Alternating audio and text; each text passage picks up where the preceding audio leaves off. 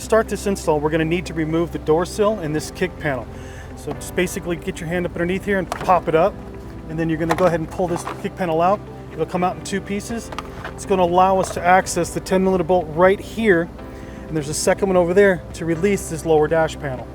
All right, now that we've gone ahead and got the kick panel and the door sill out of the way, we're going to go ahead and remove this bolt here. Okay, drop that out of the way. And we're going to go to the other 10mm right here. Okay, go ahead and pop off the lower portion of this dash panel. Once we've gotten the lower dash panel done and out of the way, we're going to go ahead and remove the steering column shroud. To do so, you're going to have to turn the steering wheel to the left. You'll see a screw here on this side. You'll do the same thing onto the right to remove that one.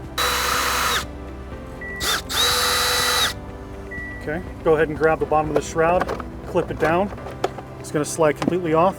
Now that we have access to the ignition switch, we're going to go ahead and unplug the factory ignition connector like so. You're going to take the included T-harness, you'll plug the factory male, snap it into place to the T-harness. Then we're going to take the T-harness connection and plug it into the switch.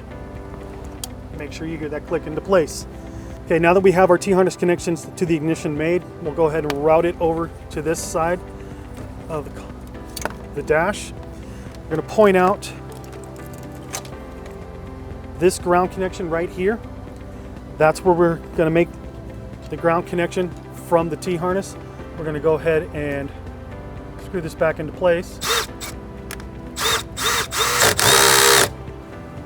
Okay, now the ground is secured, factory ground location. We're going to go ahead and move over to the ECU connection with the T-harness. All right, so we're going to go ahead and take the T-harness connector for the ECU. This is going to plug into place for this connector here at the top of the ECU. So you're going to go ahead, come in and remove this connector. You're going to plug the male factory into the female T-harness. Make sure everything clicks into place nice and neat. Take the male connector from the T-harness and place it into the ECU, making sure it snaps into place.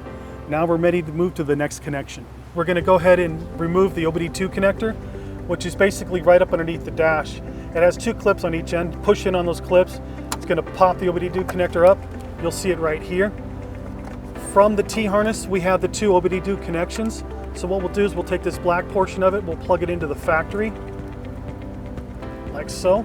Then you take the one from the T-harness, and we're going to pop that back into the connection here. Snap it into place. All right, so we're going to go ahead and take this ton key harness, which is for the key sense connection. It plugs into the BCM connector right here. We're going to go ahead and pop this connection out, just like so. You'll take the ton key, factory connection into the T-harness, snaps into place. Then you're going to take the male connector, pop it right in, make sure it clips.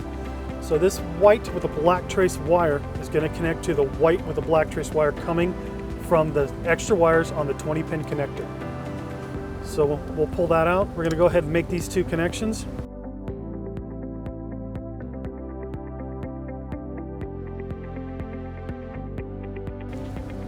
Okay, that connection's made. We're going to go ahead now is do the TPMS connection running through the center console to make that connection behind the glove box. All right, so we've gone ahead and removed the door sill and the kick panel to access this 10mm bolt right here. This bolt's going to have to be removed to remove the lower portion of the dash. Then we're going to open the glove box and remove the rest of the screws. Okay, so with the glove box open, you're going to have 3 screws to remove. There's one in this corner here, one here, and one here.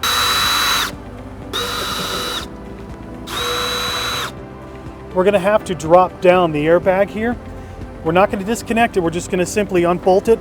10mm bolt on this side, 2 on this side. Okay.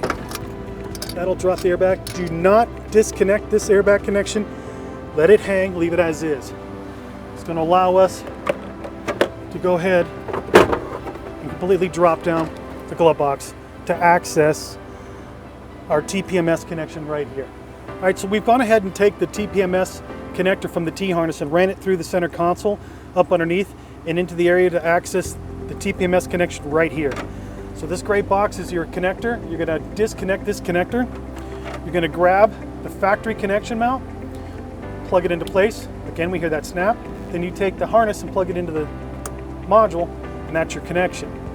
We're going to go ahead and tie up these wires, take our glove box, put it all back into place and tie it up, then head over to the driver's side of the dash and do our programming.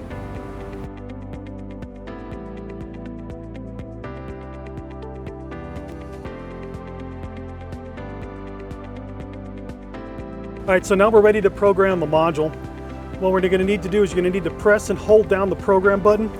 While holding down the program button, plug in the 6-pin connector. Everything's going to flash. You want to let go when you see a red and blue together. There we go. Now you're going to plug in the rest of your connectors. Okay, connectors are plugged in. It says to press the program button 2 times. 1, 2, blue red light flash.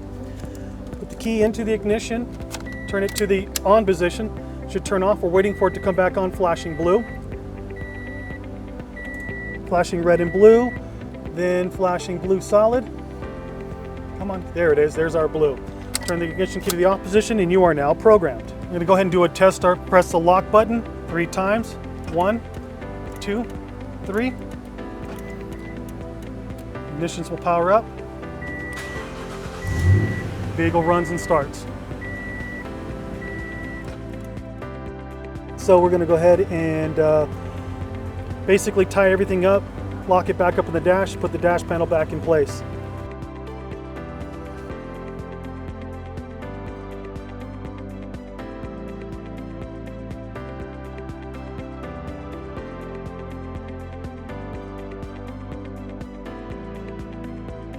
Remote start the vehicle.